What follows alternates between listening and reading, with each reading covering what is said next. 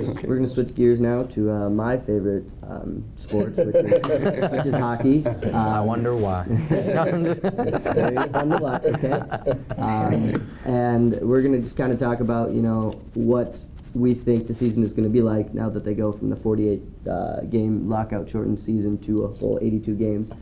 Maybe any surprise players that you think might take the lead by storm.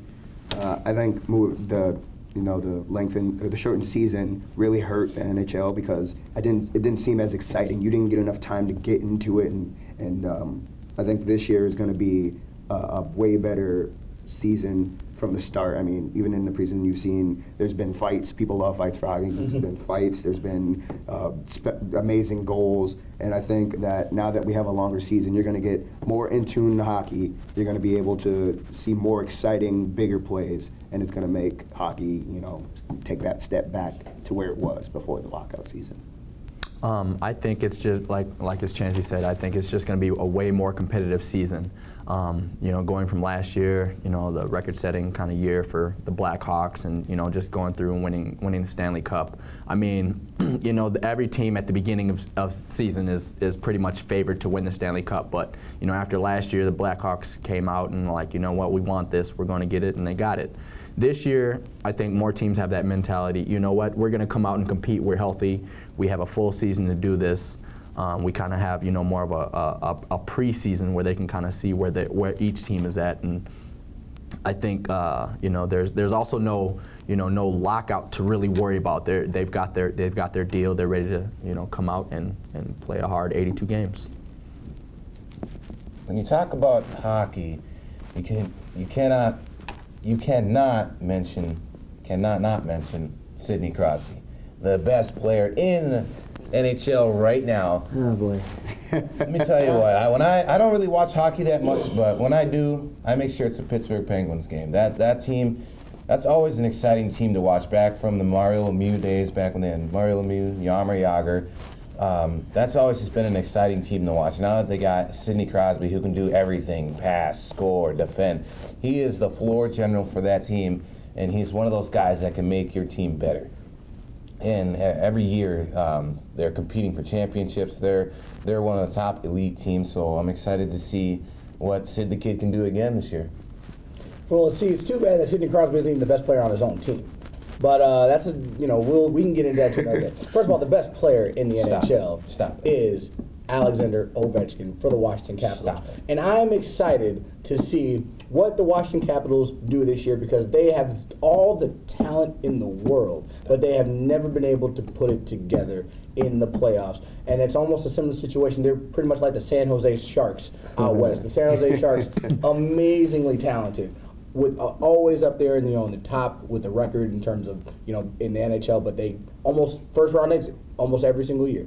I think that the Washington Capitals need to take that next step, because Alexander Ovechkin needs to solidify the fact that he is the best player in the NHL, because he can score and he is a way better defensive player than Sidney Crosby is. Okay, if Sidney Crosby can stay on the ice, let's see if we can get that done. Number one, Wow. all right. But at the end of the day, I'm expecting the Washington Capitals to take that next step. It's almost one of those teams that you just think, they're so talented, but they can't get it done in the end. Like the teams without rings, those great teams that, could never win a championship, like the Utah Jazz back in the NBA, or the 98 Minnesota Vikings. We're not going to go into that because that's a touchy subject. Okay? But I need to see Alexander Ovechkin take that next step and prove that he's the best player in the league, because he needs to show everybody that Sidney Crosby ain't nothing compared to him.